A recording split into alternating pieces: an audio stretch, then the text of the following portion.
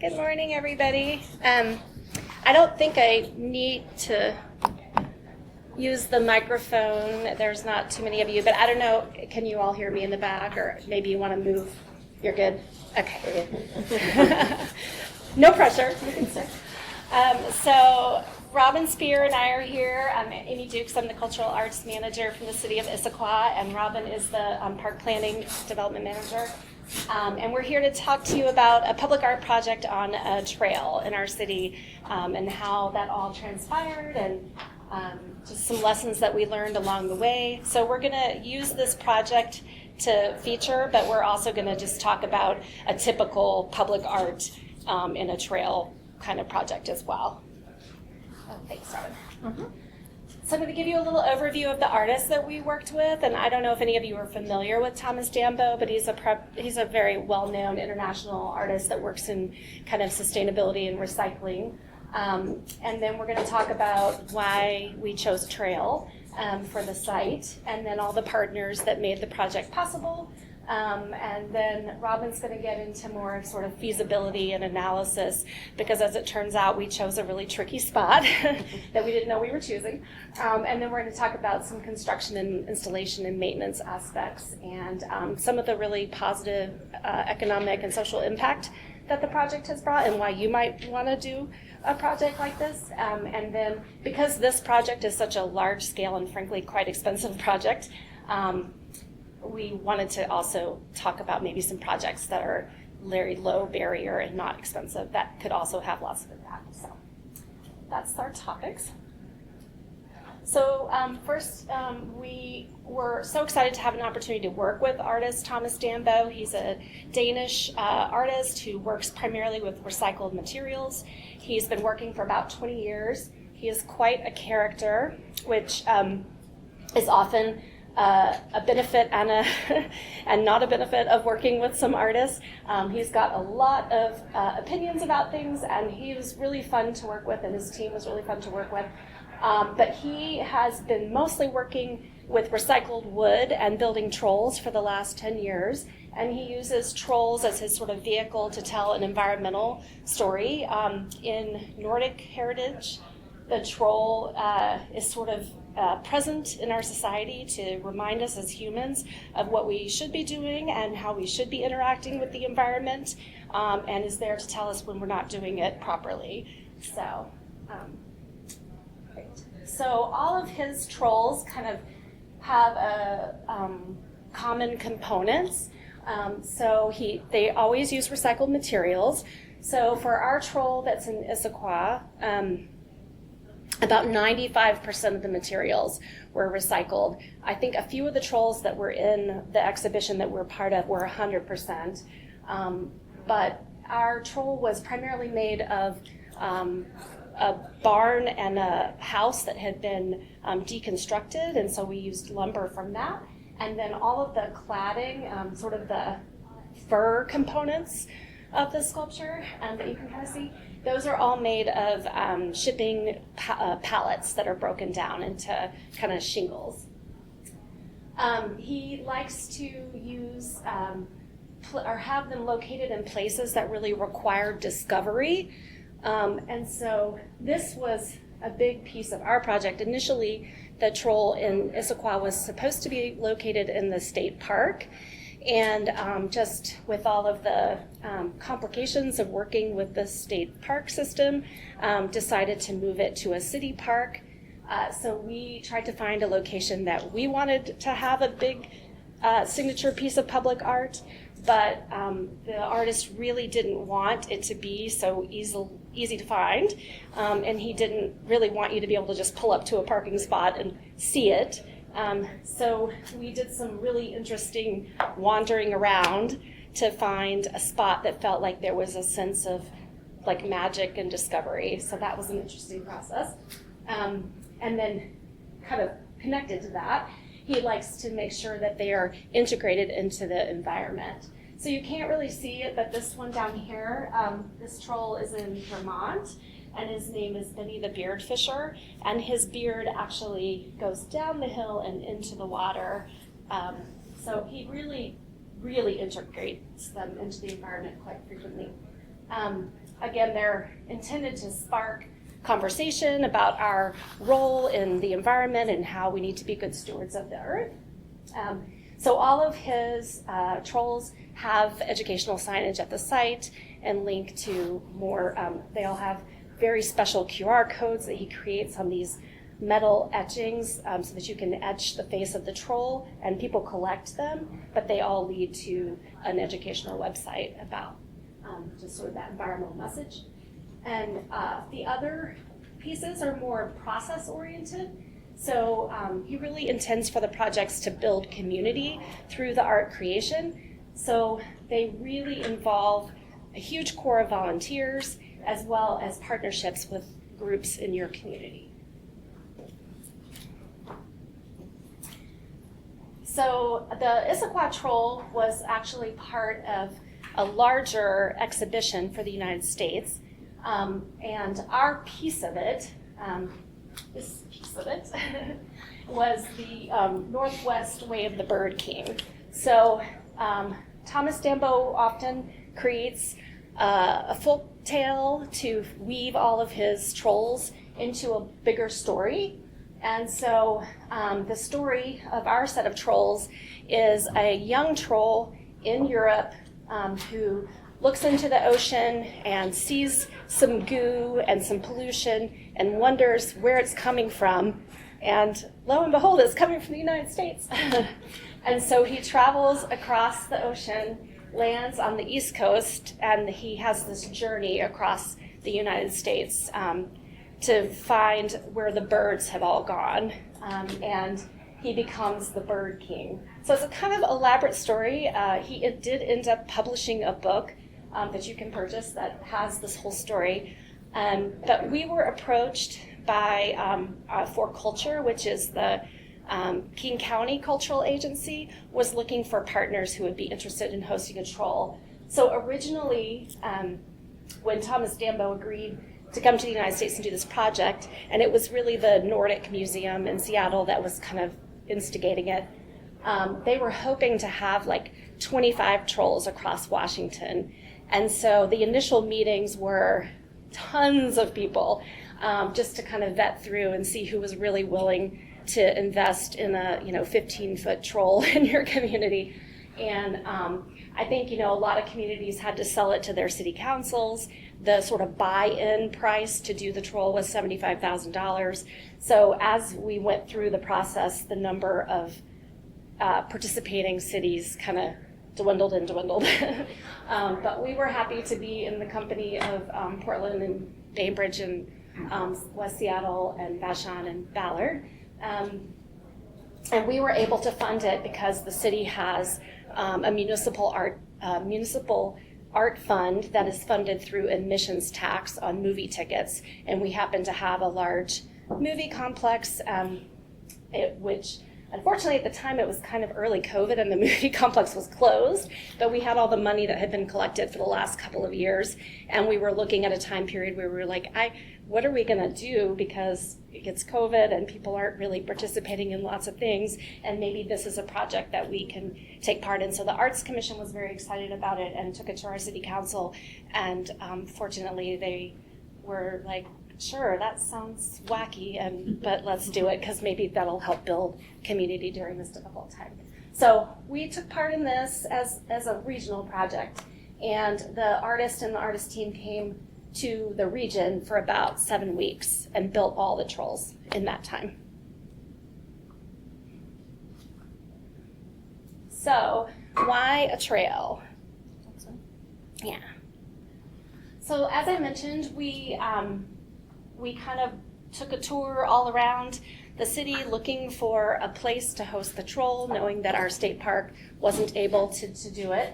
And we had city park planners and city administration had all kinds of great ideas for the artist, but of course he was like, that's nice. I want it on a trail because I want there to be a journey to head toward it, and I want people to have to discover it, and I want people to have to work a little bit to get to it. So Issaquah, even though it's a suburban city, we call ourselves a city, suburban city of Seattle, we actually do have a lot of trails. We are on Tiger Mountain, And so we set about hiking all of the trails with him, and every location that he chose was on not our land, was on like DNR, like it was somebody else's land. All the wonderful spots he wanted were not ours. So the last place we looked was like, well, we have this urban trail and it connects to our downtown core and 2 other hiking trails. Maybe look at that. And so he actually ended up liking this. Meanwhile, I'll talk about it a tiny bit later, but we have the Snoqualmie tribe as a partner in the project, and we wanted to make sure that they were really cool with wherever we selected. So they were along hiking all these trails with us too, and looking around to make sure that they were cool with where we chose, and we asked them to approve this site as well, and they were good with it. So Robin will talk a little bit more about feasibility, and so we did run into some issues, but this is where he is, and he's happy, and we're happy.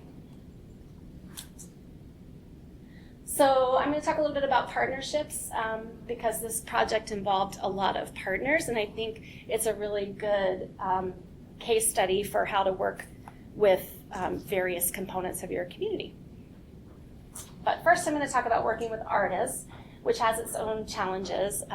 So I don't know if any of you have ever worked with artists before or work in communities that have somebody dedicated to working with artists, but sort of each project it's really hard to have a very standard process of working with an artist because each project is so unique.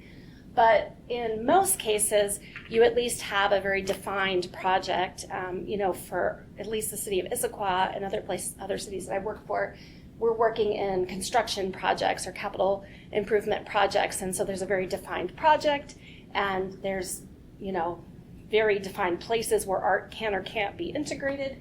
And so we usually put out a request for qualifications to find artists who are interested in working in those parameters. Sometimes we do a request for proposal. The community loves it when we do requests for proposals because then we know exactly what we're going to get.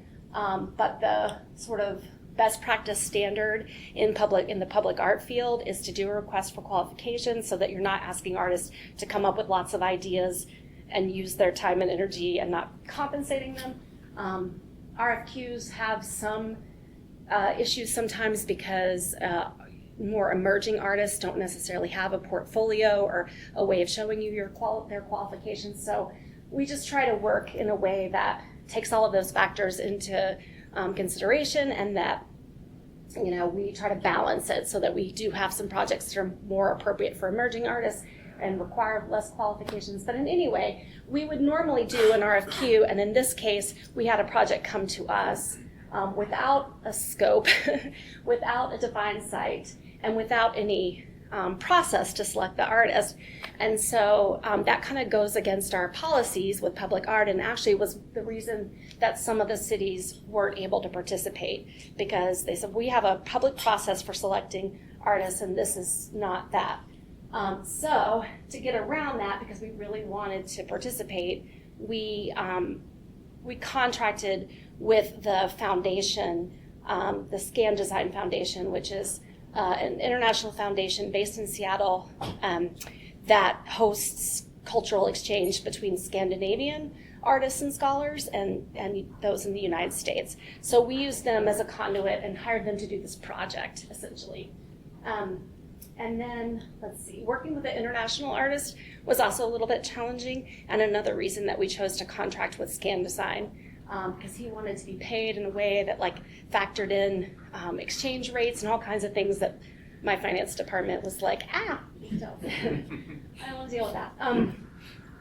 And so the contract was really unusual for us too. So typically we would hire an artist, we would have a design contract and then a fabrication installation contract, and everything would be very spelled out. But again, because we were going through Scan Design, our contract was with them, and we basically said to them, you guys deal with the artist and we're just going to pay the artist fee. So because he had a lot of really strange demands for us. They're strange for us, they weren't strange for him, but he works all over Europe, and his contracts usually entail being given lodging and all the travel for he and his whole team. He wanted an Airbnb for 7 weeks for the whole project, and all the meals paid and all the things. I mean, he has it super figured out, so we were really impressed with how he's covering all his costs. But again, I couldn't do that as a government agency, so that helped us to go through Scan Design.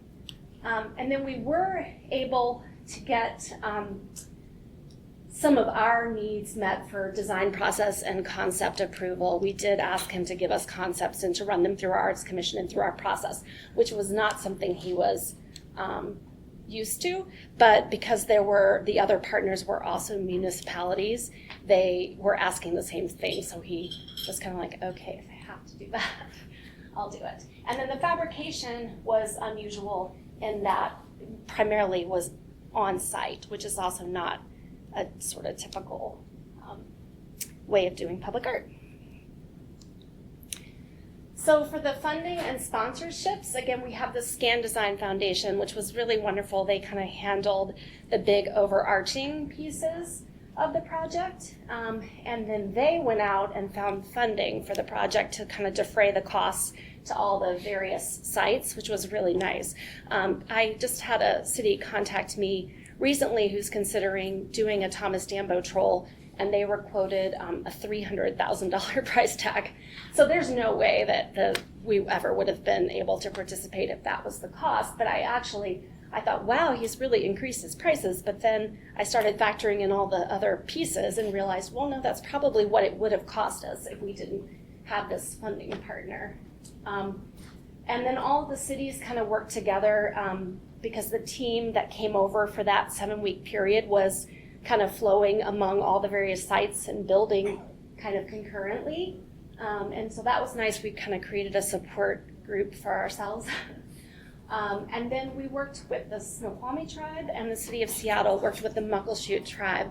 So the nice thing was the Thomas Dambo and his team offered artist exchange. So an artist from the Muckleshoot tribe actually went to Denmark and worked in his workshop and painted a mural on his building.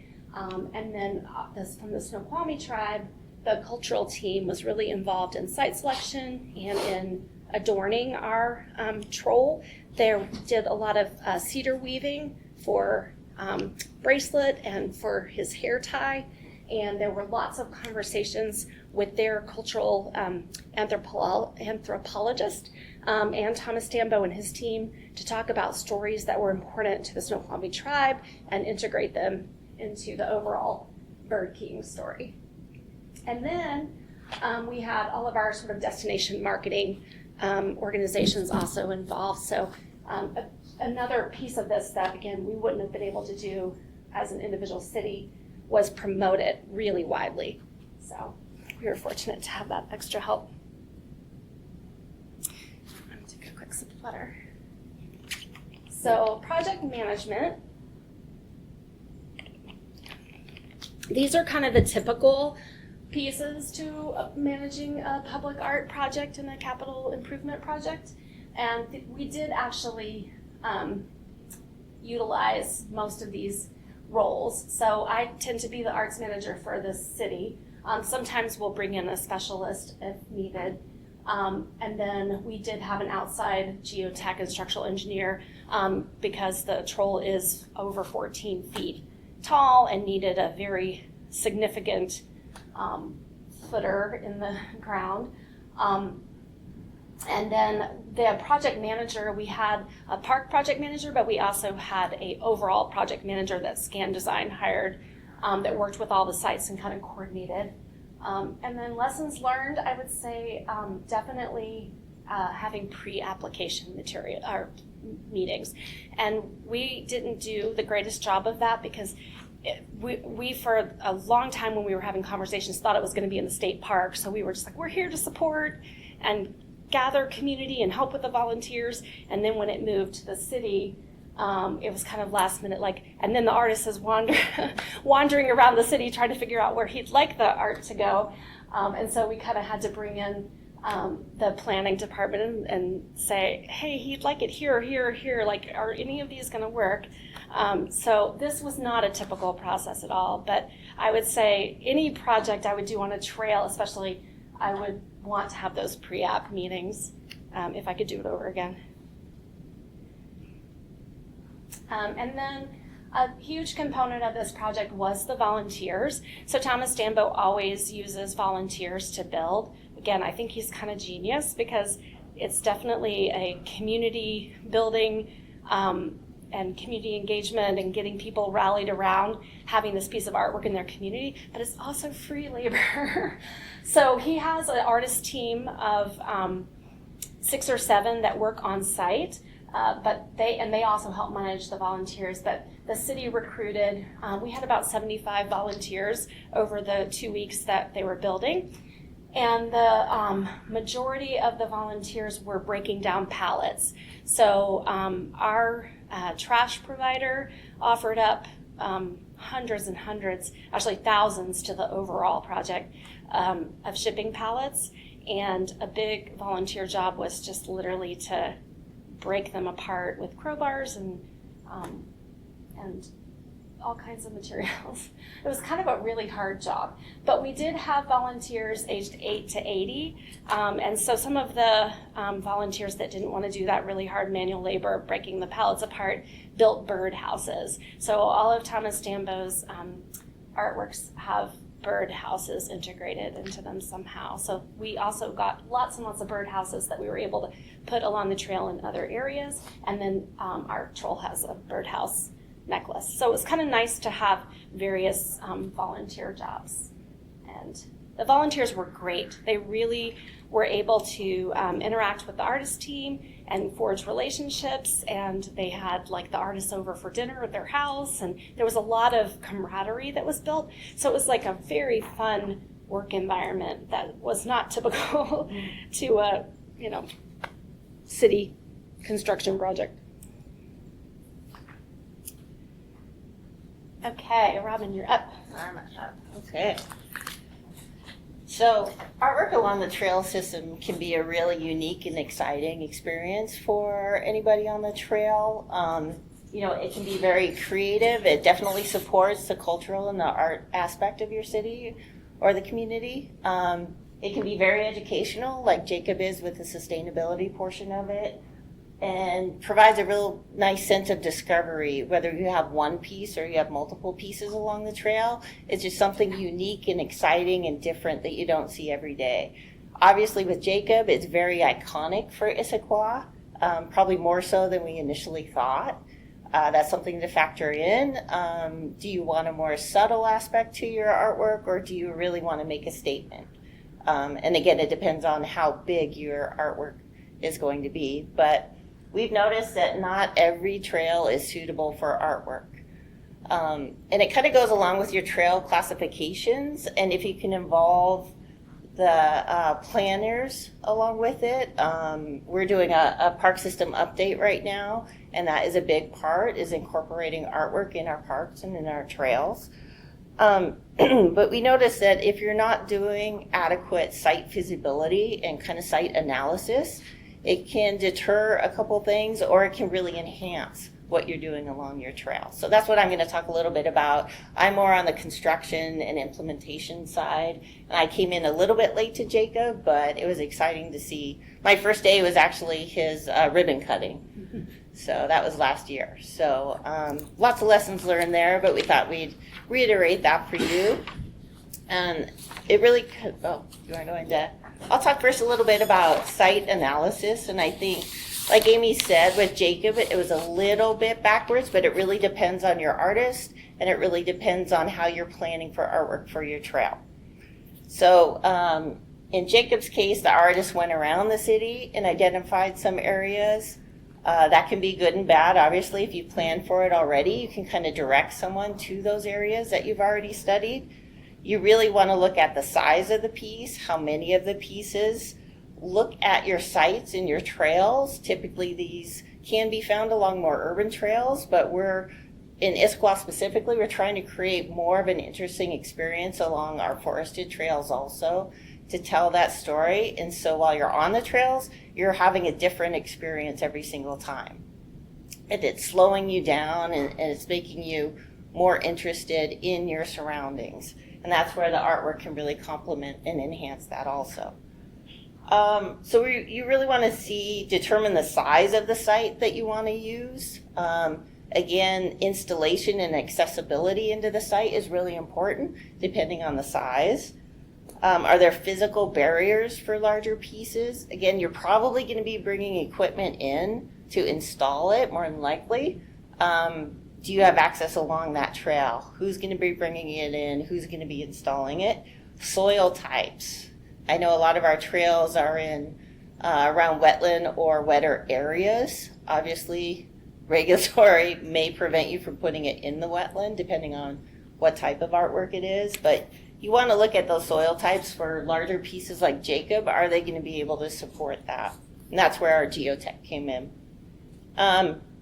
Biggest lesson learned, are you in a critical habitat area? Are you in a buffer? Or are you in a sensitive area? You may want to think twice about that, or again, the pre-app meeting, getting your planners involved, getting any regulatory people involved that you need to get all those approvals ahead of time, or at least get them thinking about it, is going to make your permitting process a lot easier. The big thing with Jakob, does your site provide ADA access? We are getting a lot of visitors. And the biggest request right now we're getting is ADA parking near it and just accessibility. And we do have signage, so that's something we're factoring in also, making sure that signage is accessible and readable. Do you need multi-agency coordination efforts? Again, that goes along permitting. Most cities have a typical permitting process. Ours is being developed. Ours is a little bit different. So we kind of go, it's a little bit more dynamic, and we go in and out of permitting. But we really needed our planners on board because we were in a buffer area for a wetland. Again, access in and out of the site depends on what equipment and who's going to be installing it and how it's going to be installed. And then our biggest lessons are definitely do a SWOT analysis, whether it's system-wide or it's a specific trail or it's somewhere in your city. Make sure you're doing an analysis and looking at code, looking at permits, looking at all your regulatory requirements, and kind of determine what the pros and cons are for each site. And I highly recommend having 2 or 3 sites available just in case one doesn't work out. You have a backup there. And don't let your artist get too attached to Yeah. the site. He was very attached to the site. So Yeah. So again, kind of along the same lines is your feasibility studies, artist versus staff location. I think in the future we're going to start identifying specific locations that we could have larger pieces or just different size of pieces, and really get them integrated into the landscape. Again, it could become an iconic piece. It kind of depends on what story you want to tell, and what artists you want involved in it. You want to look for physical characteristics within the site that can enhance the artwork. You want to look at view corridors, view sheds. Is it going to be lit up at night? I know there's a lot of controversy between lighting trails at night, so that could be an issue. Again, permitting and code may override that. You definitely want to review parking and pedestrian access if you're bringing in a large piece, and making sure you have adequate parking. It's very accessible in and out. People maybe aren't walking too far, or if it's along an urban trail, it's suitable for that location. Does a site need improvements or demolition? And some of the urban trails, you might be looking at working in the right-of-way, which you're going to have to work with Public Works on. You might have utility conflicts. You might need a utility. You might need that access to connect into lights or power or anything else, again, depending on the artwork. Property lines. Don't forget property lines. That's really critical. So our lessons learned with Jakob is a more popular artist like Thomas Dambo is going to attract a huge amount of people. It's going to have impacts to parking, impacts to access. We had to add more seating around there, again, because people with wheelchairs or some more physical disabilities or issues really needed to sit down. Lots of kids. We're finding that we have to go and maintain that area much more than we anticipated, replacing mulch probably every 3 weeks. We were in a buffer area, so we did have to do some mitigation there. So that all kind of needs to get factored into your budget as well. And kind of the construction and maintenance. And one thing you don't typically think about is the ongoing maintenance, which is going to be a critical factor. So making sure in your budgets or your capital improvement budgets that you do have enough money for long-term maintenance. You need to know who's going to be maintaining the piece. Is it going to be the artist, which should be written into the contract? Is it going to be your operations team? For us, it's our operations team taking care of a lot of the artwork. So there are some restrictions and things we can and can't do when we're cleaning, particularly Jacob's face. It's a little bit tricky.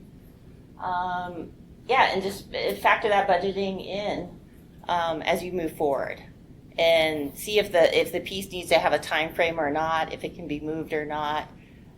Just a lot of those little details that you don't factor in. It's kind of the shiny new object, but you want it to stay shiny for a long time.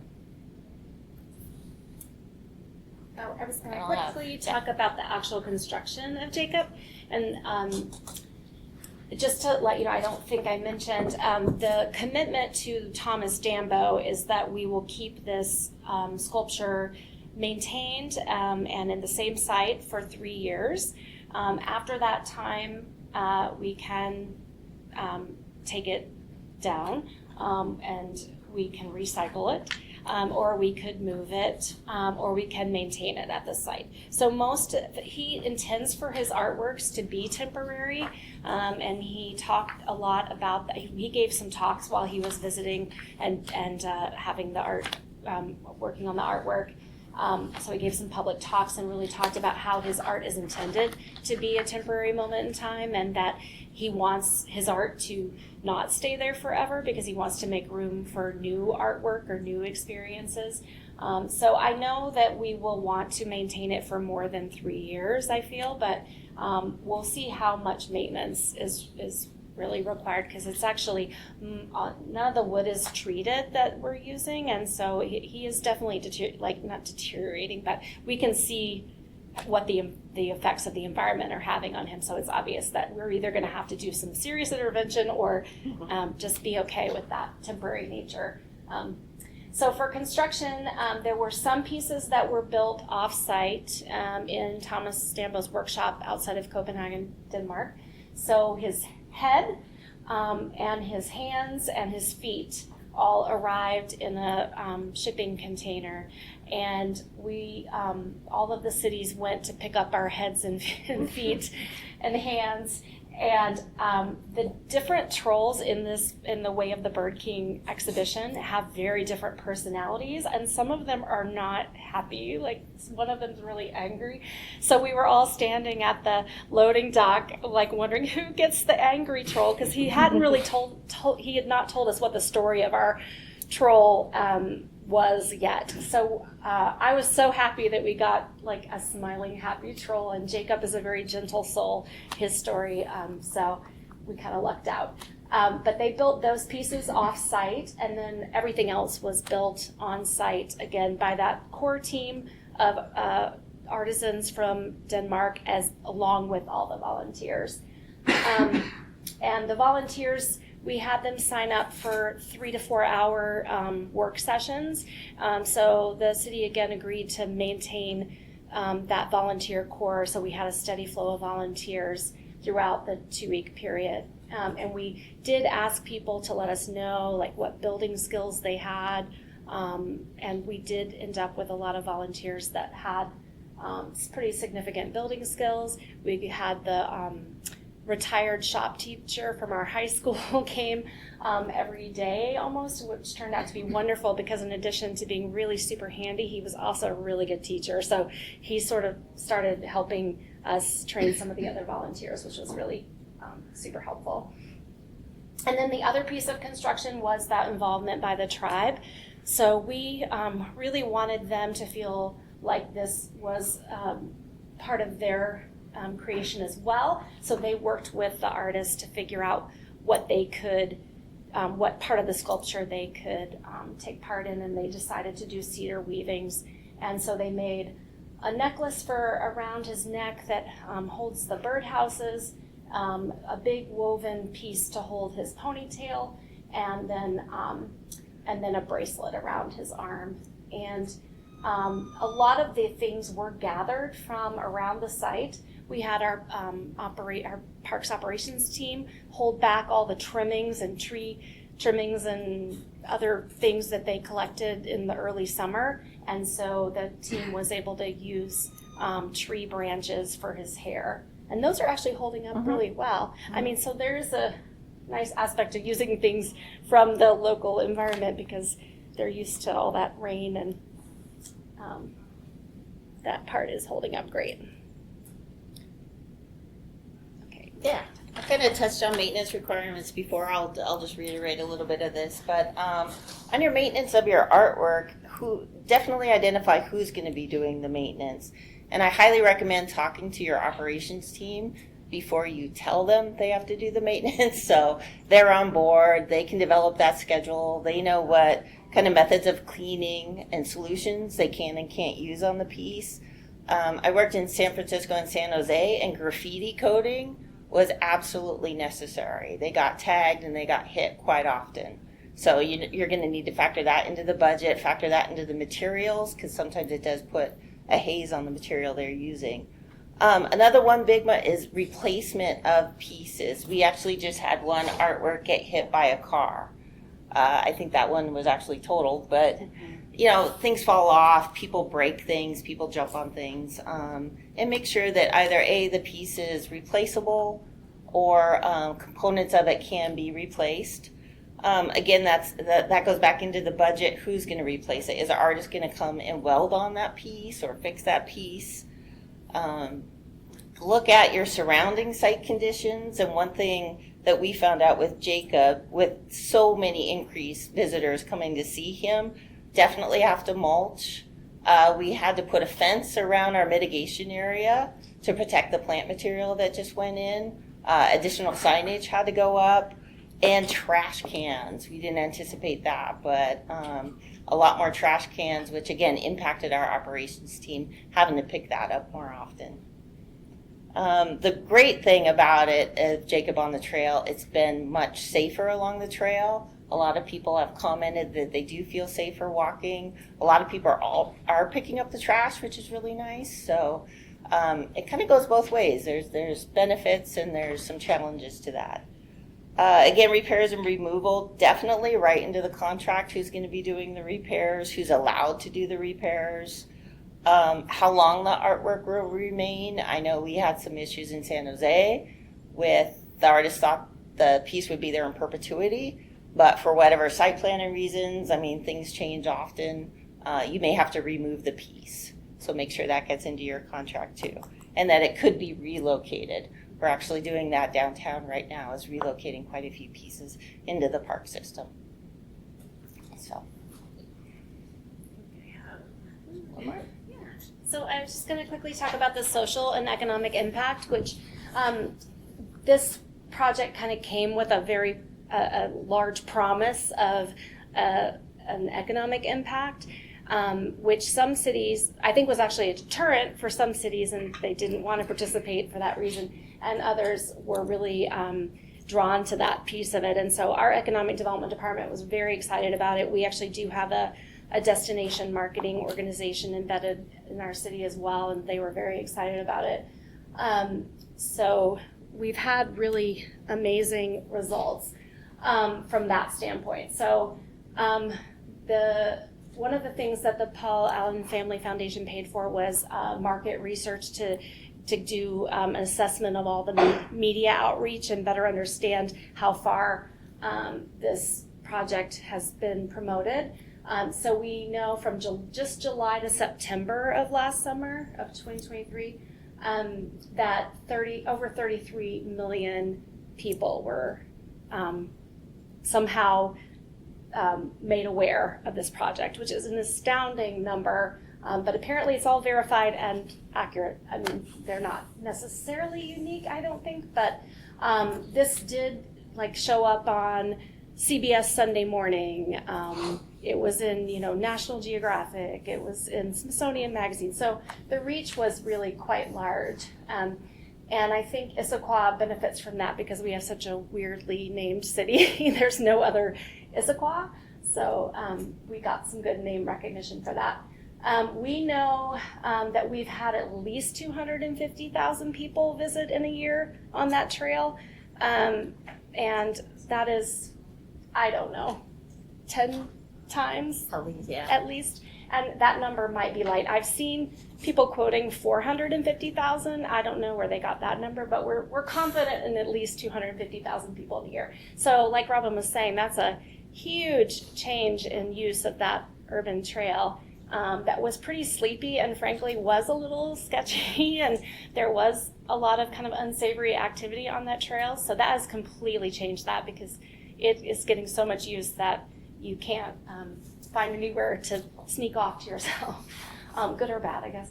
And then we did take part in a geocaching, a regional geocaching adventure that includes all the trolls in the project. So the cool thing about that is we get notified, we get reports of everyone that's completing the geocaching adventure, and in order to get their reward, they have to give a review. So we're hearing from people all over the world that have come to do the geocache because there's a huge geocaching community, and they're telling us like, oh, I came to your city and I stayed in a hotel and I went to this restaurant and I enjoyed, hiking your trails. And so it's really cool. We're getting a lot of anecdotal information from that geocaching piece. And that's something I think like anybody could do on a trail would be to create a geocache adventure. And then it's really helped us to leverage other community projects. A lot of our community partner organizations have used the troll as like a jumping off point to do a program or to take a hike, or we've had different corporate volunteer groups come to do, like site cleanup and things like that. So it's been really a great piece to just kind of draw all kinds of people together to see the troll and then to have community connection. And it's hard to put a number or data around that, but it's definitely noticeable. So I think we're going to just give a few examples of how you might do this on a very small scale or a small budget versus a huge project. Yeah. So again, we want to make sure that, you can do art at every scale, every budget. I was just involved with the labyrinth here that we did at, was it Lutheran Church? Behind they had a large space available. So actually this was a huge community effort. It was started by the Arts Commission though. And at Jacob's birthday, they actually handed out tin cans to the community, and they could make designs in the tin cans, and then we put a candle in it, and that kind of formed the labyrinth. So really, really sustainable, really easy, really low budget, but really high impact. We're actually going to go there tonight And for one of the openings. That's a picture of it there. Yeah, and that's a picture of it there. Another one, yarn bombing. I think everybody's heard about yarn bombing, but that's kind of an easy one. That's a temporary. It could be a pilot project too, which is awesome. That's one great way to get artwork on the trails is just to pilot it. And yarn, so, if it decomposes or something, that's even better. But yeah, and this project that we did with the yarn bombing was a few years prior to the Jakob project, but we were trying to invigorate the trail because we were hearing a lot of kind of activity that made pedestrians uncomfortable. So we hired an artist for I think $2,000, and she went out to the farmers market, to the senior center, to knitting groups, to schools, and she taught people how to make a crocheted square, and then she knitted them all together to just create these coverings for these were for light poles along the trail. But it was a really cool project because it involved hundreds of people in all different settings, and she ended up teaching quite a few people how to crochet, and then they could come try to find their piece in the the installation along the trail. So very low cost, kind of sweet project that kind of achieved the same thing. It did actually create an uptick in visitation along the trail. But something every community can do at every budget level, and it really makes your city or your trail very unique, very iconic, and noticeable. So we highly encourage you bringing it in wherever feasible. So thank you. Thanks. I just put up the poem that Thomas Dambo wrote about Jakob Two Trees there, which is 1,000 circles, sun's not old, time will stretch and loop and fold. So stop, breathe out, breathe in, behold, the trees have sung, a story told. So Jakob is hanging out among the trees along our trail and welcoming lots of visitors and reminding us to be good stewards of our environment. But we're happy to take any questions that you have. And we have handouts And we too. have, from I do Scan have Design. handouts from Scan Design that give you kind of an overview of the project and tell you about all the trolls. So there are 6 in the Northwest. So if you guys want it, it is printed on 100% sustainable material. So they gave me a bunch, but they're like $10 a piece to. So if you don't want it, I won't be offended. I will give them back to the Scan Design team. So if you want it, just let me know. But I'm happy to teach.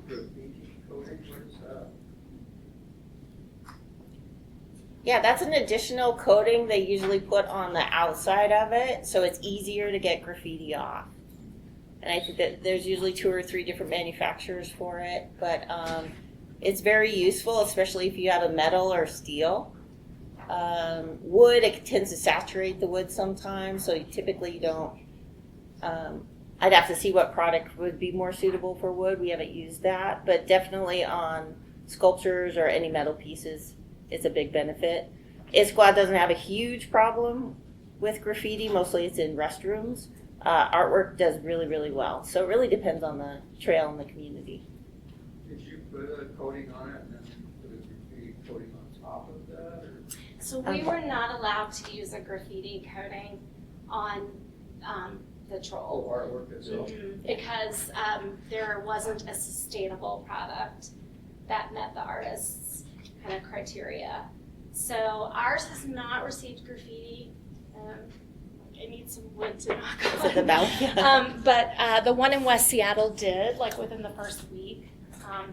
And so we do know from the Seattle Parks Department what they did in order to remove the graffiti, but it did involve a lot of pressure washing.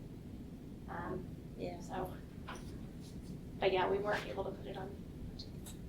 You'll end up like cleaning off like with the maintenance like moss and lichen and things like that, or like let it get rustic and like let it. Yeah, We let them go for a little bit. I'd say we're You had a little we're 5 o'clock struggling, shadow. right? Yeah. I think we're struggling with that a Yeah. little bit because most of the pictures that we have are him when he's relatively new, and if you saw him today, he has like a 5 o'clock shadow, and it's interesting because it's all on his face, which was material that they built in Denmark. So I don't know, why that is, but we did do some removal of it just because we were kind of hearing from the community, like, oh no, he's looking like he's not going to last, so we're still kind of working through that, but I think Thomas Dambo's preference is that we do nothing, but he did give us a maintenance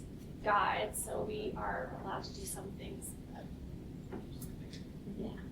And so far we haven't seen any kids really climb on him or anything. Yeah, And which we're is really kinda fortunate surprising. that he hasn't been vandalized or impacted that much. So he's still in really good condition. He is really becoming, like Robin mentioned before, kind of an icon for our community. So we see a lot of companies and other things using his likeness, which they technically are not supposed to do, to signify Issaquah. So I think it was UW Medical Center created a whole cute little infographic with a video that included like a bicyclist in front of the troll.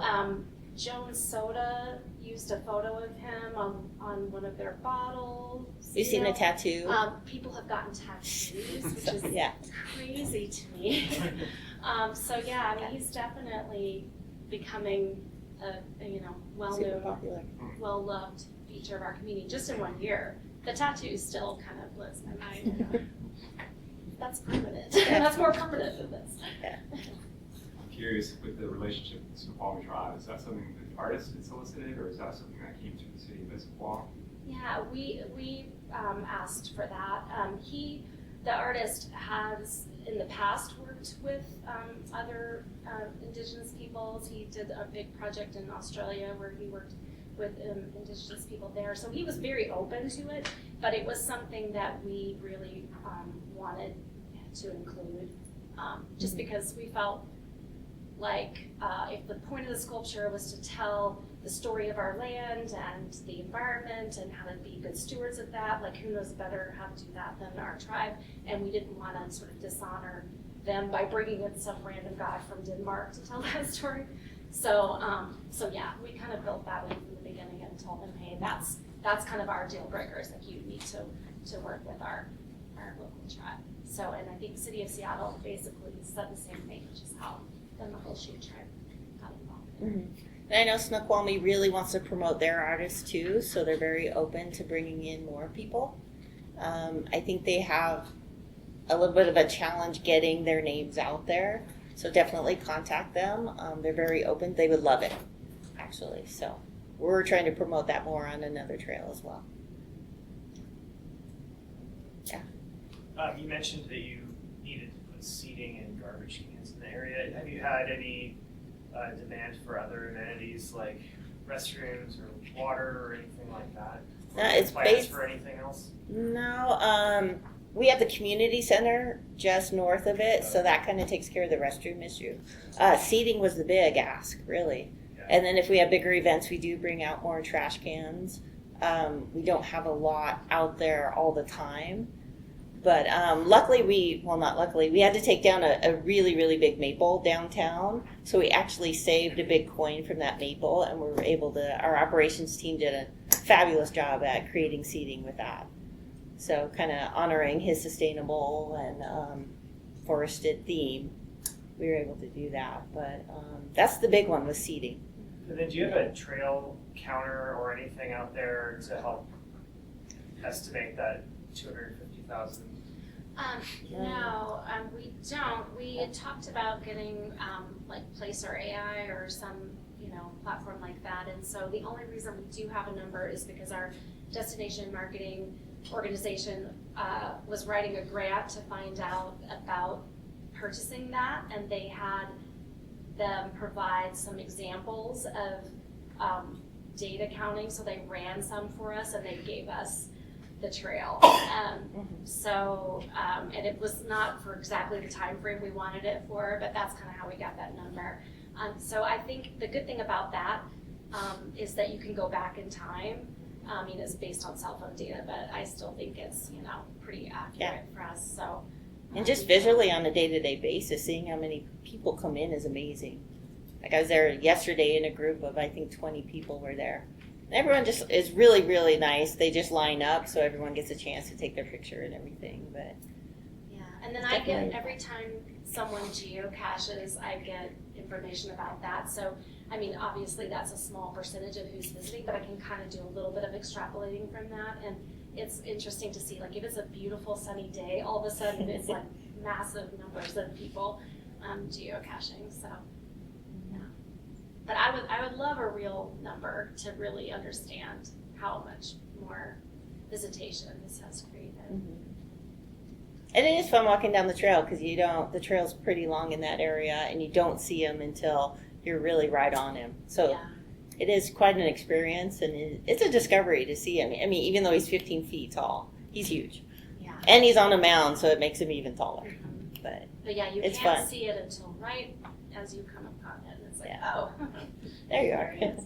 And he's not lit in any way. So we have had a lot of people commenting on how cool it is to like walk their dog along the trail at night. They feel like he's watching, protecting. And I don't know how they did. So the last thing they do when they build the troll is to put in his pupils of his eyes, and they call it the pupil party. So they have a big ladder that they climb up and pop his eyes in it right before they kind of unveil. And I don't know how they did it, but they put his eyes in such that kind of wherever you walk around that area, it looks like he's looking at you. So it's kind of cool. And we do have birds living in the birdhouses on his necklace, which is also kind of cool. And so they actually consulted with the Audubon Society to make sure that the birdhouses were appropriate for our native birds so that they could actually live in them. And they are. Yeah. Well, thank you. Thanks. We have our email up if anybody would like the presentation or like more information, or would like to be put in touch with Scan Design Foundation. There's been some talk of a second round of trolls in the Northwest. I'm happy to chat or connect you. So, thank you. Thank you.